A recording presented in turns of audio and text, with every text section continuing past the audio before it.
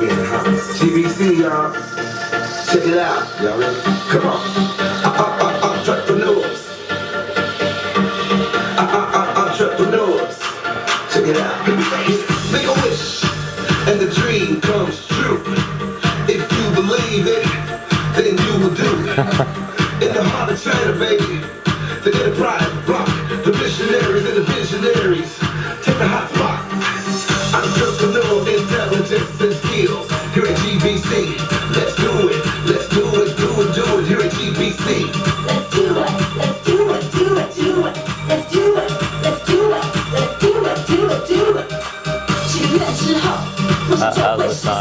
如果你相信，你就会有这种感觉，在中国的心脏，这条企业道路，梦想家和实践家，全部都热烈入驻，创业家聚。 With the simplest facility. Oh, you guys made it in-house or you had someone make it? No, we got a studio for that. We went to the studio and we produced it there. But yeah, we made everything by ourselves, but we recorded at the studio, yeah, which is stiff. Really stiff. Yeah, oh I know. We did some studio stuff too. Yeah. So, but yeah. That's great. That's great, really. It's good you have your own song and everything. Yeah, we do everything. Self-sufficient, yeah. GBC, let's go! Hi, my name is Mars Puyan, founder of GBC. Today we have Michael. So before introducing Michael, I want to just go through his background. At 12 years old, Michael got in touch with computers and found his first passion. Only 2 years later, at the age of 14, he was invited to participate in maintaining the system and information security of some crucial American organization, which is so awesome. He finished college when he was 18 years old. Then roughly 2 years later, he sold his first tech company at nearly $200 million. Currently, he owns his tech companies in America and is an investor and part-time owner of major companies in other industries, such as real estate, finance, food and beverage, entertainment, and other. Now his focus is in China and lives in Shanghai and owns and operates Anjomi Group and companies within Anjomi Group. Well, he's a well-known and respected business man and entrepreneur. And Michael also teaches future business seminars. So we are happy that having you here, Michael. Thank you so much. Yeah, thank you, Mars. I know that you're so busy, but you made it today. I really appreciate it. Of course, when Mars calls, the only answer is yes. Thank you so much. Good. I had a kind of really brief introduction about you, but Sure. Our viewers would love to hear from you yourself, that how you end up in China, how you started a business. How was it? I was just talking about when you were 12 years old, you got familiar with computer, and when you were 14, then you got into some awesome companies. How it happens and how was it? Can you give us a kind of brief introduction of yourself? So. Yeah, I mean, well, starting at 12, I mean, computers, and 14 is when I got involved with FBI cybercrimes division back Awesome. in America. Yeah, which interesting story. But yeah, so I was always doing computer stuff, and then at 18, I started my first tech company. Nice, perfect. Yeah, and I've done tech companies for about 12 years, and then now here in China doing multiple different things. Perfect. So let's go through the topic, which is all about successful entrepreneurs. Yeah, sure. So the thing is, we want to know that what is the definition of success, and who is a successful entrepreneur. So Right. what do you think? Yeah, I mean, I think everybody has their own definition of success and what success is. And I think definitely my version of success is different than most of the people out there. Because most of the people, like, if you think about definitely the 99% of people, they think success is all about money, how much money you make, or how much you own, what your net worth is, right? For me, it means definitely something different. Yeah. Right. But when we talk about successful entrepreneurs, to me, my focus is not so much the entrepreneurs that are worth 10 or 20 million US dollars, but really the entrepreneurs that are at that top 1%. Because like if you look here in China, 99% of the population is making 1% of the money, and 1% of the population is making 99% of the money, right? So to me, that definition would be, and what I really focus on is that 1%, right? The people that are really doing what other people can't. Because the 99%, most people, especially here in China where money is so important, they spend their whole lives trying to make money, right? Doing anything they can to make money and get rich, right? Yeah, exactly. And most people never do. And then you look at these people in the 1% and they can just touch money like it's nothing, right? So what is a secret? Well, we don't want to call it as a secret, but what they are doing and how they are thinking, which is different from others. Well, I think when most people think about people in the 1%, they think that the secret is they have some sort of trick, some sort of business, some sort of product, something like this, right?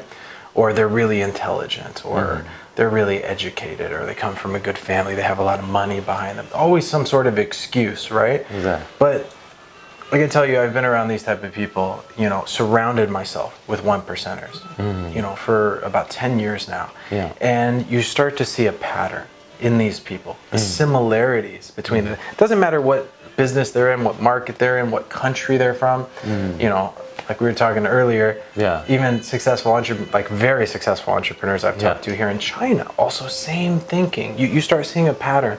Their view on life, the way that they see things, the things that are important to them, the way they build relationships, just the way that they live their lives has real similarities. And it's very different than the 99%. So when you can really learn that and understand that, and that's really what I help build in people, like, with the seminars I teach, is really how to help them become a 1%er. Because when you're thinking and you really become a 1%er, outside of you, the material things like money always follows, right?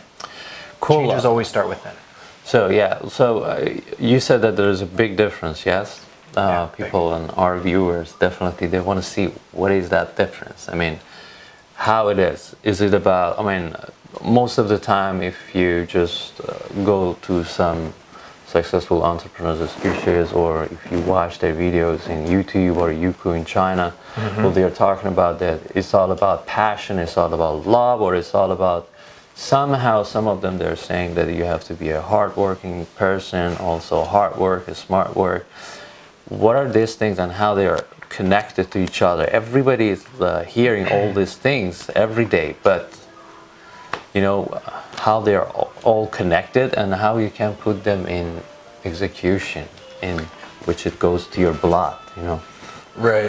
Well, the first thing that you said, like passion and all of this and love, really, I think you can go all over the world and go to either business seminars, business schools, read business books. You're not going to hear much about that. Yeah. Really, very, very little, right? The focus is always on hard work or exactly what you're doing, the steps you're taking, the decisions you're making, and it's always about following someone else's footsteps, right? Yeah. There's always some leader or some pioneer that you're following, right? It's always about following other things, like try to do like what they did. Hopefully you get the same results, right? What I really teach and bring to people is not to be the follower, but to be that leader that other people are following.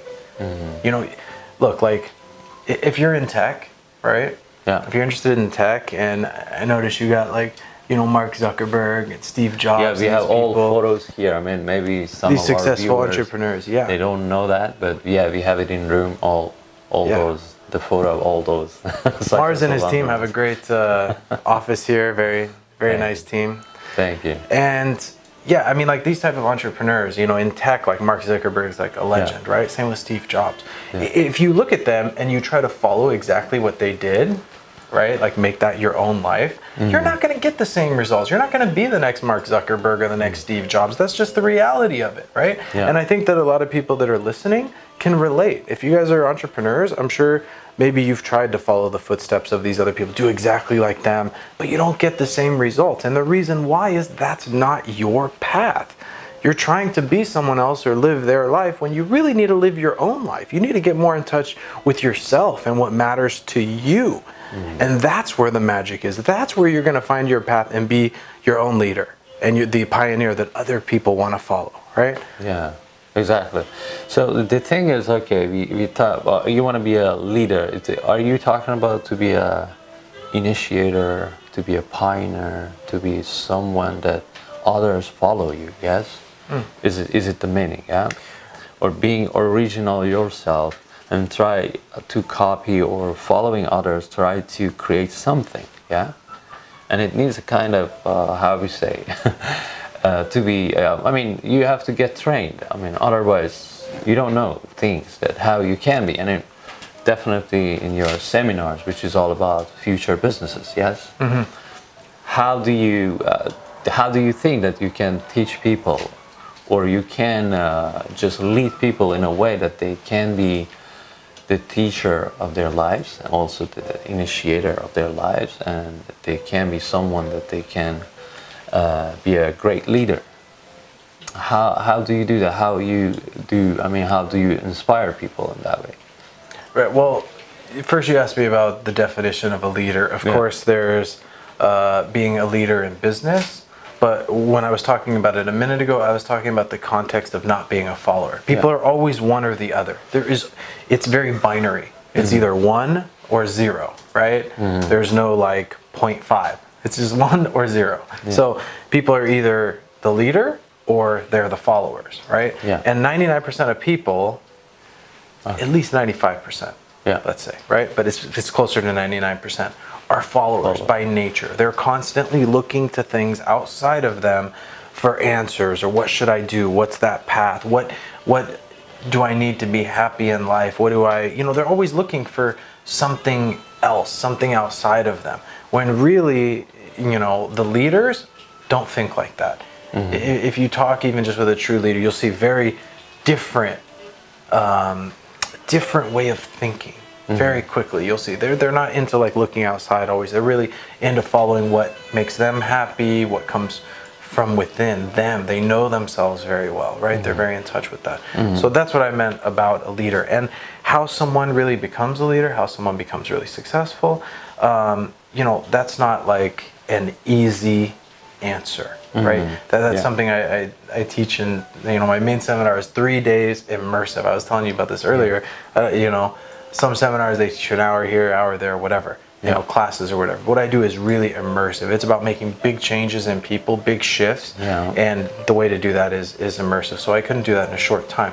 But I can tell you, these changes really are changes within. It's not about what they're doing or knowing some trick or something. That's not really where success comes from. And the way you know this, it's very easy for anyone watching or listening. You know this because some people can just create success. It doesn't matter where they go.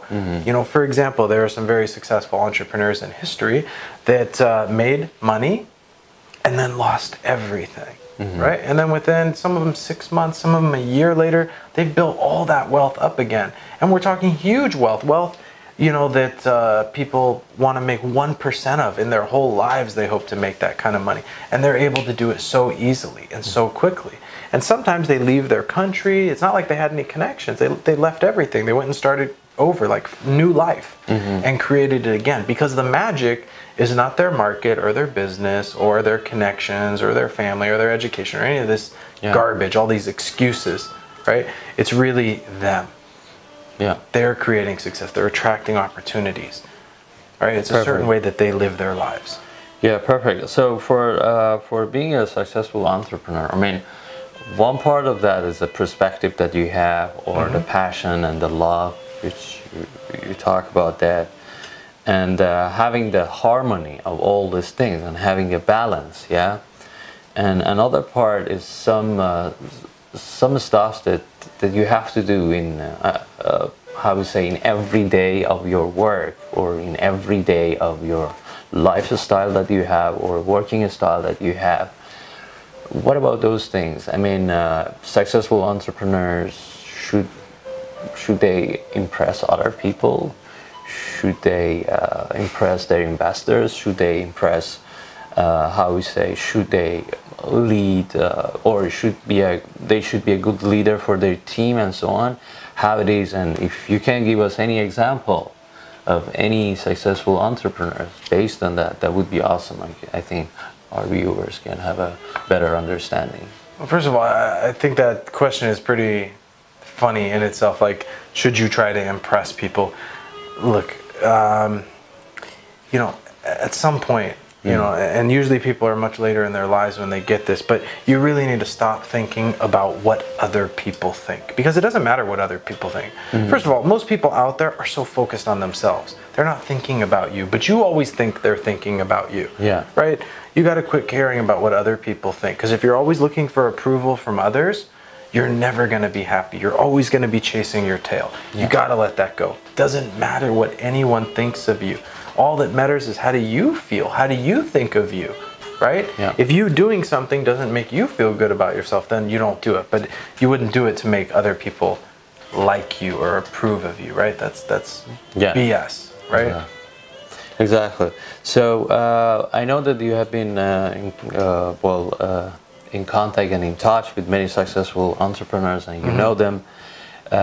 What do you think about them? I mean, how they think now? I mean, what is the trend of successful entrepreneurs now? I mean, well, first of all, in the world today, there is a definite change in business. And if you look closely, you're definitely going to see this. Some people call it the tech revolution. People call it different things. But what you see is a lot of these old timers, these guys that were successful in business for many years, all of a sudden their net worth is just crashing, right? Yeah. And then you see some of these new young guys that are young entrepreneurs, right? Some of them even in their early 20s. Yeah. And they're, worth 100 million, 200 million US dollars, right? And they made it very quickly. So there's definitely a change in how things work in the world around us. There's always shifts. And this is why it's so important to be a leader, right? Because the leaders are the ones that are adapting. They adapt with those changes. The followers are always trying to learn from the leaders. They're always a few steps behind. Even if they're the first to follow behind that leader, they're always a few steps behind, right? The leaders are the ones that are always the ones making the big success.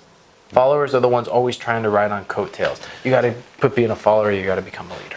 Yeah, I mean, can you give us an example for a great leader and successful entrepreneurs that you have in mind, or do you have anyone or any company that you can mention?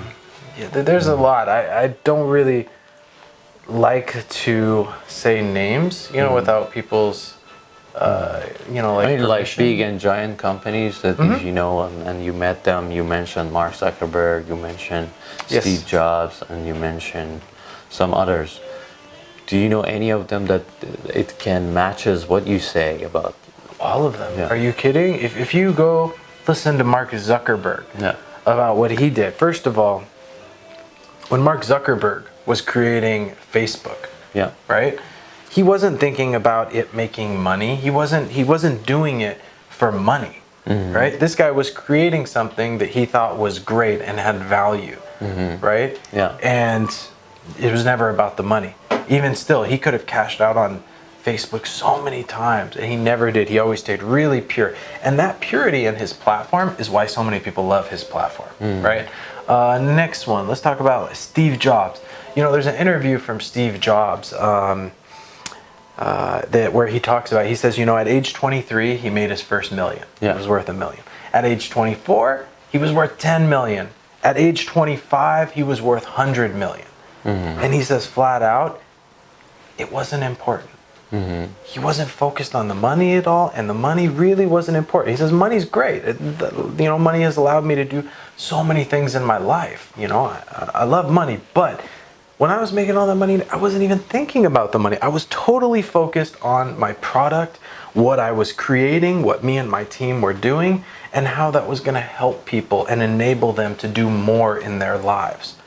Right, you can see in that there's passion, there's inspiration. They care about what they're doing more so than money. If you're always chasing money, these people, and really, look in your own life, anyone listening, look in your own life. Look at your own experiences, right? Don't, when you listen to anything I say, I hope you don't just take it as fact immediately.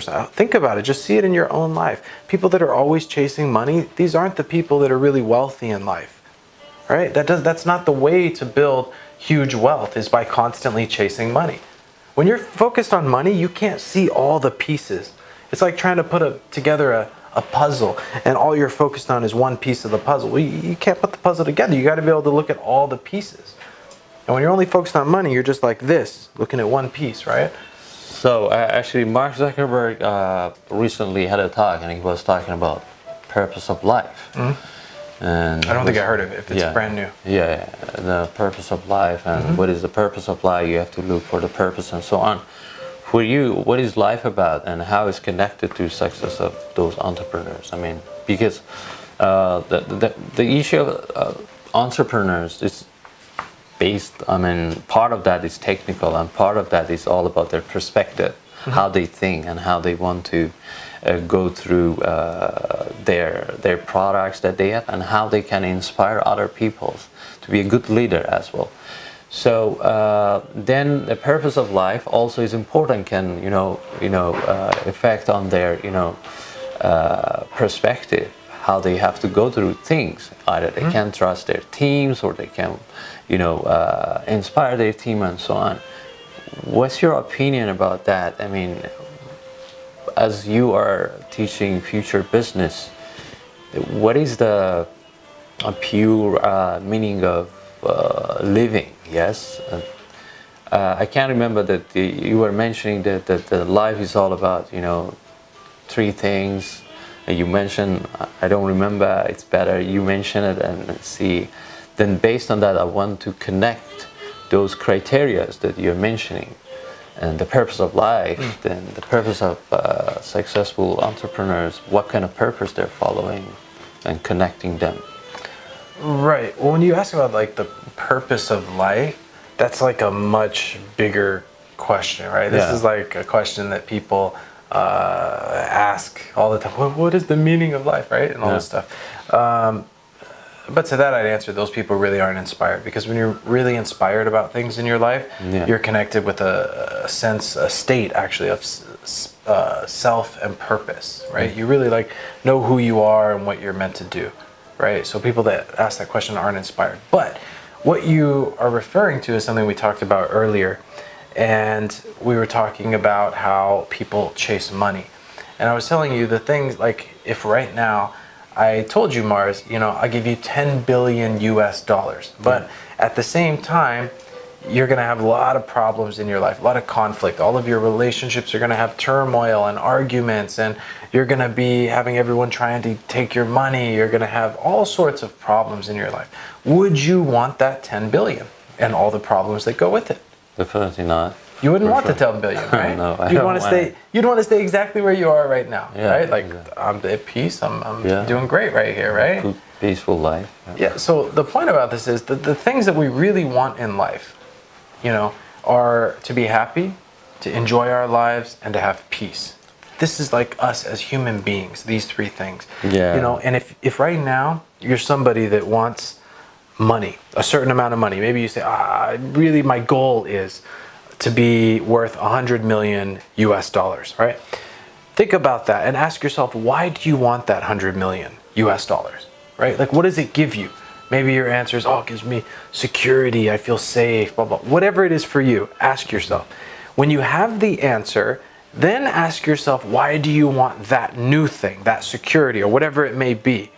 When you keep asking these questions, this chain of questions, it always, 100% of the time, leads to one of these three things. You either want to be happy, you either want to enjoy your life, or you want to have peace. That's truly what we want in life.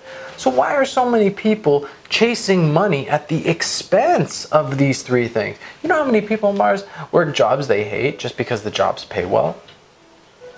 There's no shortage of opportunities in life. Like, I was talking to you earlier about it. You can do a million different things and become a multi-millionaire doing it.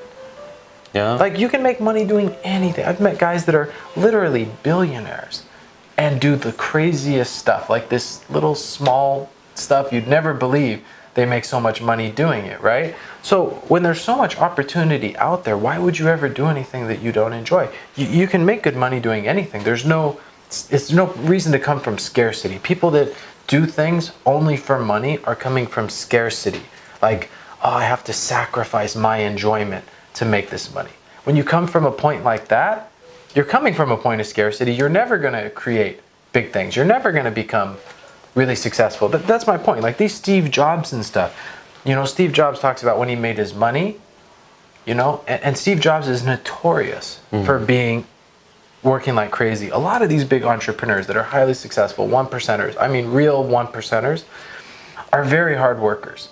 They would work, you know, 60, 80, even 100-hour weeks. And do you know, they never were doing it like out of force. Everything was out of the love for what they were doing, like genuine love. And I can tell you, that's been my experience with really all of my companies. Otherwise, I wouldn't do it.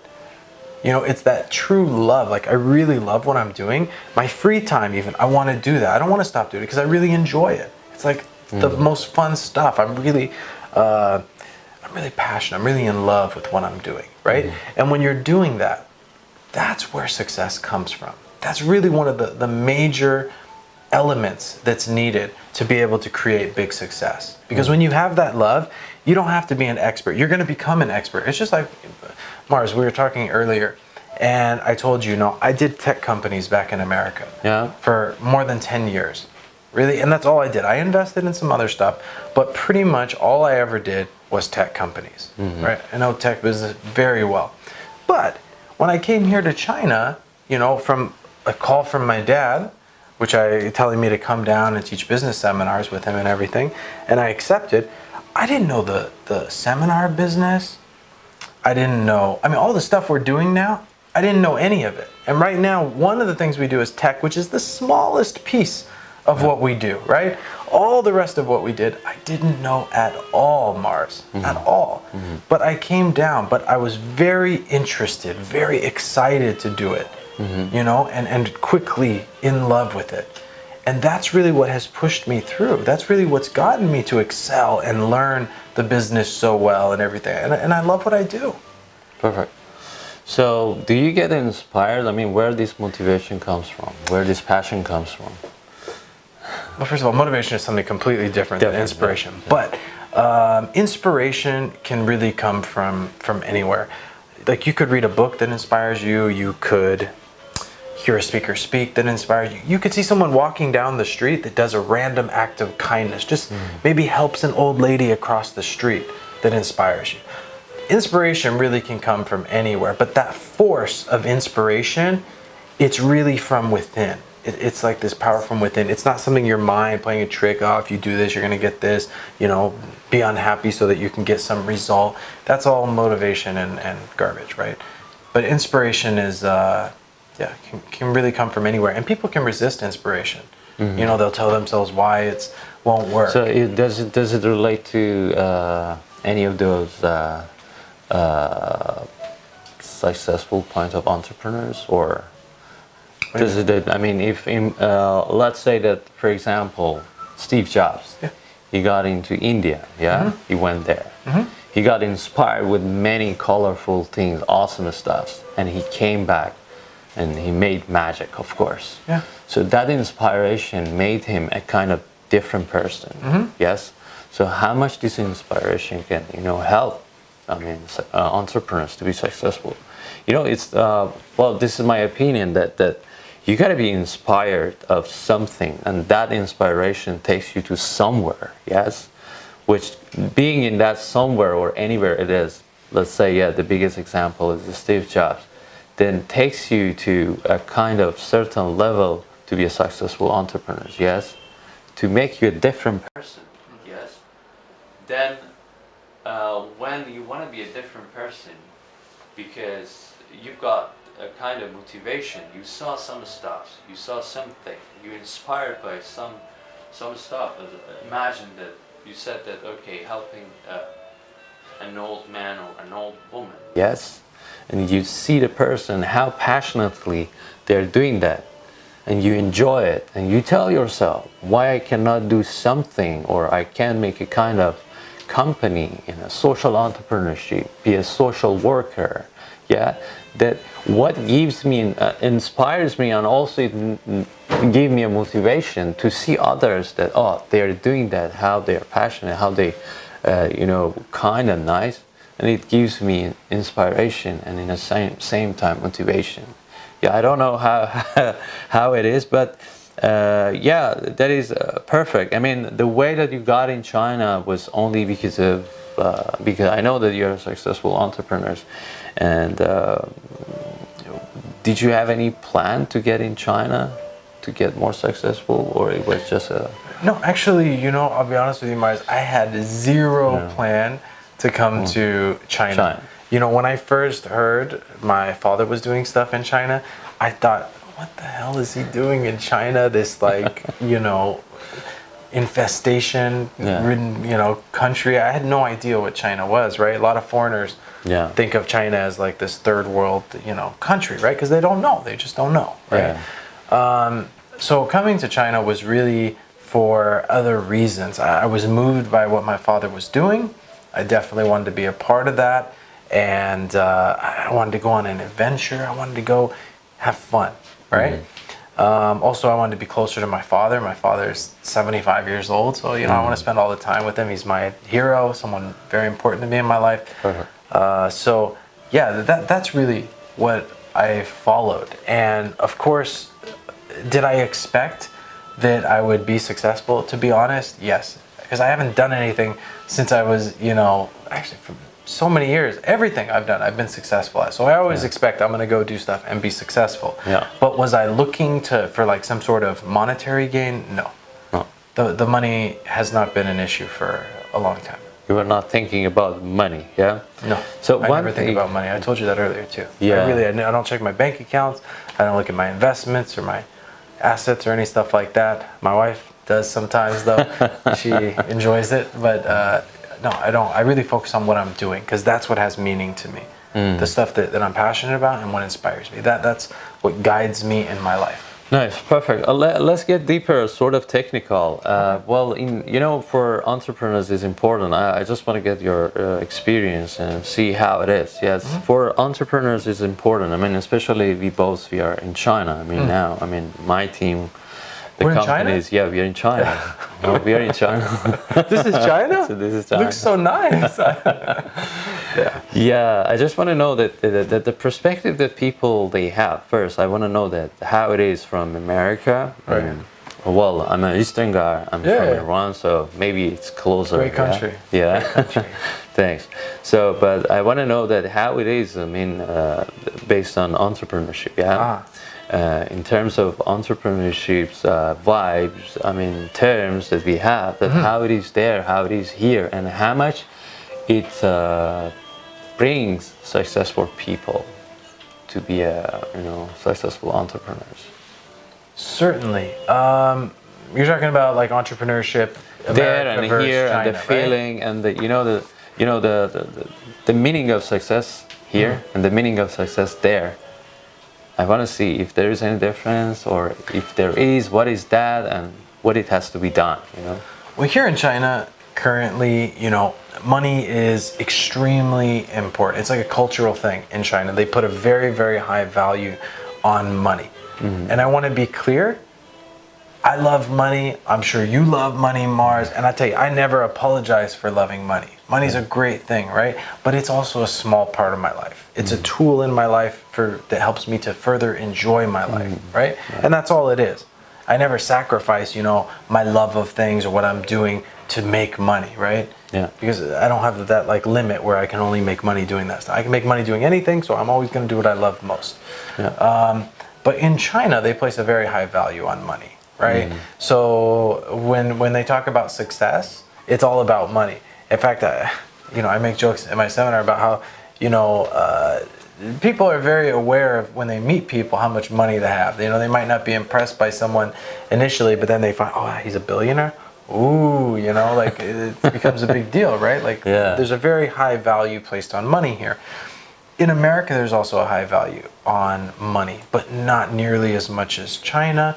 And also, America culturally, I think, cultivates more entrepreneurship and more like no ceiling entrepreneurship than They're China adventurous, currently. yeah. But that's why I think that teaching what I do and what, you know, my team and the people around me do is really, you know, means a lot and really helps a lot of people in China, because China is the land of opportunity, and I really believe China has an incredible future. I really feel like China is like a sleeping giant. You know what I mean? They're like a sleeping giant. And Chinese are very interesting because they see themselves, it's like a giant looking in the mirror and seeing this little ant, this little small guy, right? Like they see themselves so small, but they're this huge giant, right? And when you wake that giant up, it's going to be really interesting to bring in all this into the global level of entrepreneurship at the top level. I want to see more and more Chinese. Perfect. So we are running out of time. Actually, we did, I think, we 5 minutes more. But I would love to ask the last question, which might be sort of interesting. So as I know that you have been investing in some companies and so on, and you are sort of familiar with this, how much is important a successful entrepreneur could have a good relation or good communication? How much is important the relation between the founders and investors, and how much success it can bring for that entrepreneurs? Because the most of the problem of entrepreneurs here is raising money. Yeah, let's go a bit, you know, technical then from perspective on life, which is beautiful, awesome. Thank you so much. Technically, how much is important an entrepreneur can or a founder can have investment in his company, how it happens and how it should be, which can really bring a great value for the company, for their success. Right. So yeah, we were talking earlier about, and I was telling you how important it is, the leader of a company and how they impact people in the company. You know, and the direction of the leader very much gets passed down to the people under them. Yeah. And then those people really pass down to the people under them. So really it always all starts with the leader. That's why in these big, really huge corporations, when they want to make a change in the company, they don't start like hiring all new people and changing systems and policies and doing all of that. They usually start with the one big, most important change. Change the leader. Get the leader out, get the new leader in, and within a short amount of time, you're going to start to see changes. It's just a natural result, right? The company follows the leader. Exactly. Right? I mean, it really goes down all the ranks. And with that, I was telling you how important the leader of a company is. They really, a lot set the future path. That's why as an investor, myself, when I look at companies that I'm investing in, that pitch to me, I don't so much look at the company or their product or their service. I do. But number one is the entrepreneur. That's always the first thing I'm looking at. You mean the founder or the team? Or you know, the founder is a kind of a loose statement, because the founder could be not running the company. They could have founded the company, brought someone in, and they took off. Right? So I don't care about the founder. Right? I care about who is running the company. And usually with the smaller companies that really need investment, the founder is the CEO, right? They're the person that started it, and then the person running everything. They are the entrepreneur behind the company. And in that, I'm really interested in the entrepreneur, right? Because an entrepreneur that's solid, again, this is what I was talking about earlier, they connect, Mars. You know, if the entrepreneur is solid, it doesn't matter what their company is right now. They're going to be successful, right? That's the winner. I want to bet on a winner. I want to bet on the winning horse, right? Exactly. So I'm really looking at the entrepreneur. And even there's times, I've done this in other investors, I know big investors have done, where they think the entrepreneur is great, but they think what the company or the product isn't good. And they just say, hey, listen, I like you, you're great, but this company, I'm not excited. It doesn't blow my skirt up, right? It doesn't excite me. So, you know, I hope you get into something different, I'm behind you. But those type of relationships where there's a connection between the investor and the entrepreneur is really the ones where they're going to support. Like I was telling you, Mars, a lot of companies, especially in their early days, they're going to make a mistake or two, which maybe puts them in the hole, puts them behind on some money. They need more money. Yeah. And they go to the investor, and the investor screws them. Literally uses that to take advantage of them to get a lot more equity. They take advantage of the situation, you know, that they're here and the entrepreneur is here. Those type of relationships are not the best, right? That's not the type of investor you want. And when the investor really believes in the entrepreneur and backs the entrepreneur up, it's not like that. Like anytime I've had, you know, an entrepreneur come and have difficulty, the money goes in and I don't even need any more equity. They just pay it back with small interest and good, right? Yeah, I'm not trying to take advantage of the situation. Exactly. You know what I mean? So yeah, that is beautiful. Man. So what I want to tell you is, anyone too, if you're looking for an investor, right? Don't focus so much on, look, you want to focus on your presentation. You want to show off your company, your product, and all of that. That's great. Yeah. But much more important than that is you. Show off you. Really put yourself out there. Be genuine. Be real. Be confident to really show yourself, right? Because you're selling yourself, number one. Number one, the investor, especially at the top level, I'm talking the investors with big money, the serial investors, right? They are looking at the entrepreneur number one. Because that's who, it can be a great company, a great product. You put an entrepreneur who isn't great in there, he's not going to do well. The company, the product, don't matter how great it is, it's still not going to be successful. It's the entrepreneur. Exactly. Show yourselves off, right? Awesome. That was great. Really appreciate.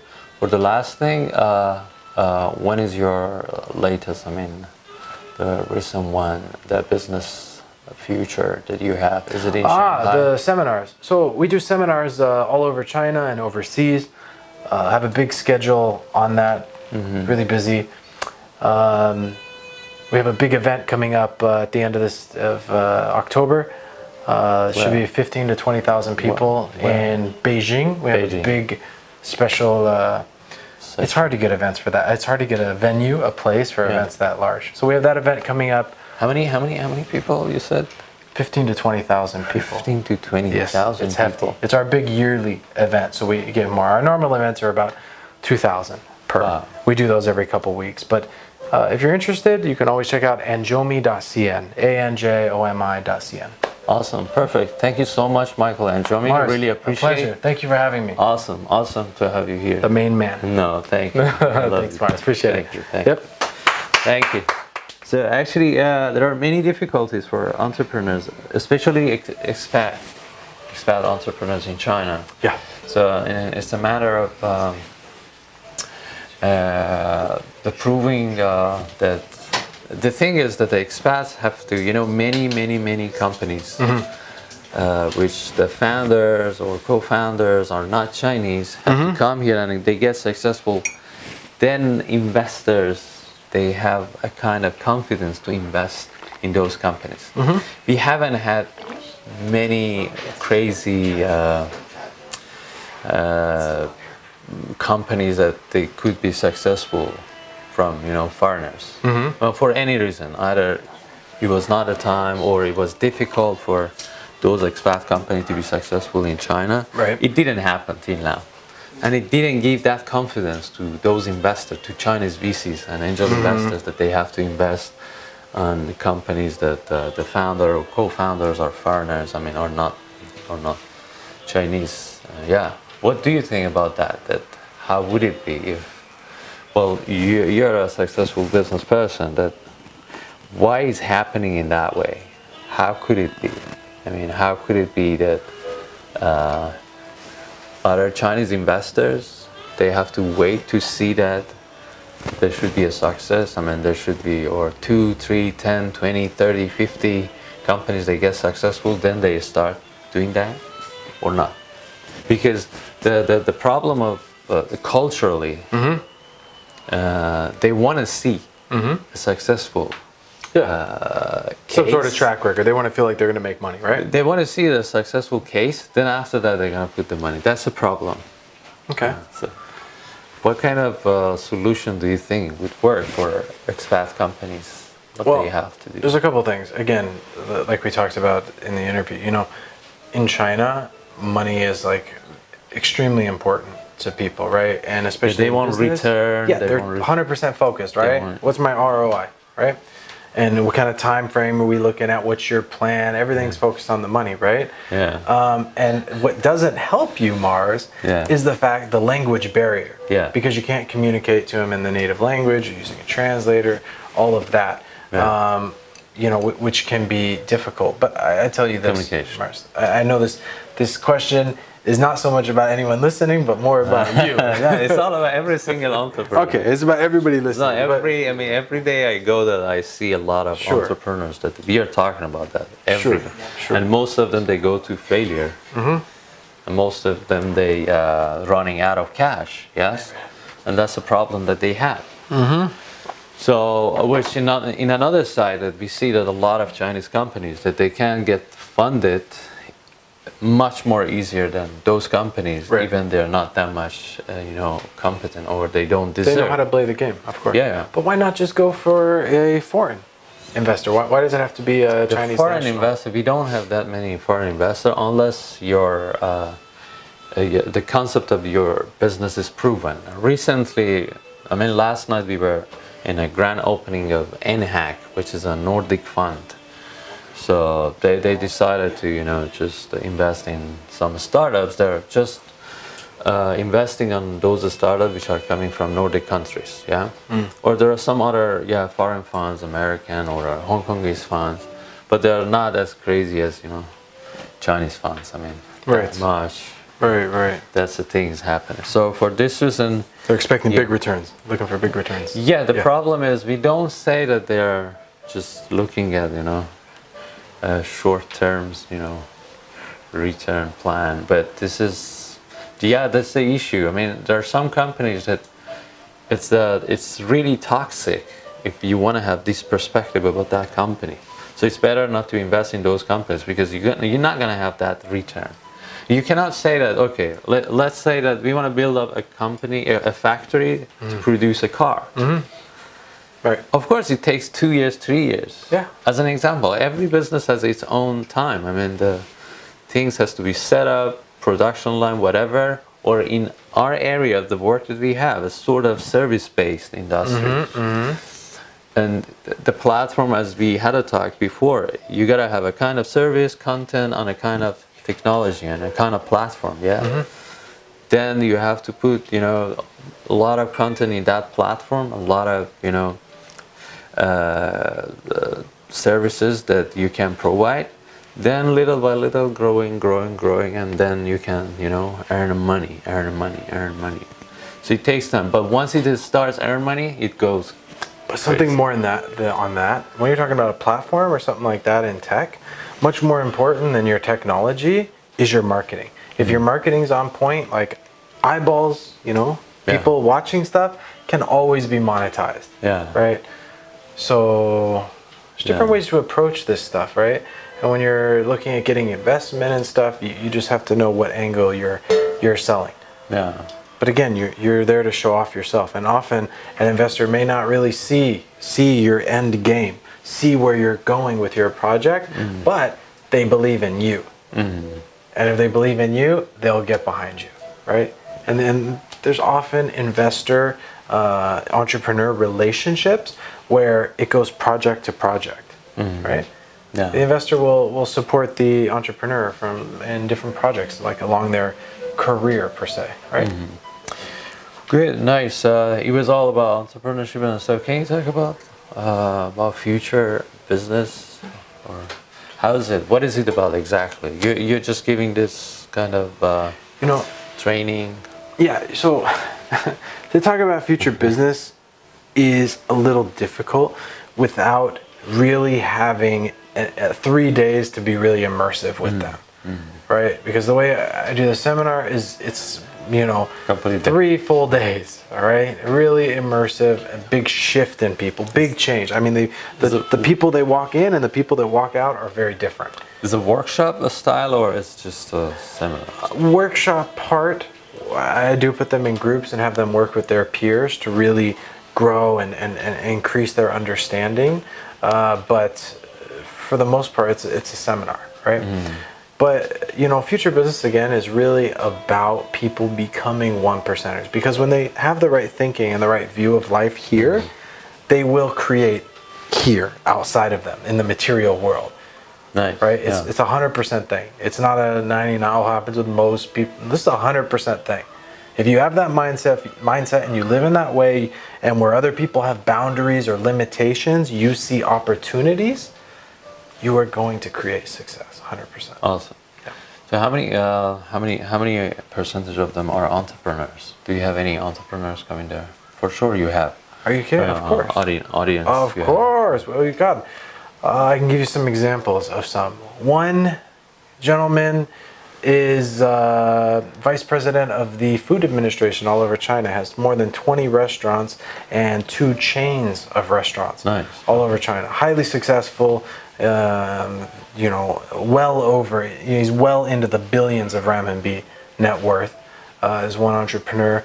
I have one lady that's doing really well, owns a lot of factories and makes a lot of products. Big entrepreneur woman, actually. She sends her whole company, all of her big management through my seminar. Is it old money or new money, like American? I told you, that's something Mars and I talked about before the interview is, in America we have a saying, and me, my friends, the people I'm around, we always, when we meet people or know people, we identify them. Are they old money or new money? Old money meaning, they inherited their money, right? Like their family had a lot of money and they just came into money. And usually old money people lose the money pretty quickly, like in less than their lifetime. It's the same way with family-run businesses, second generation. Usually it's a 96% fail rate.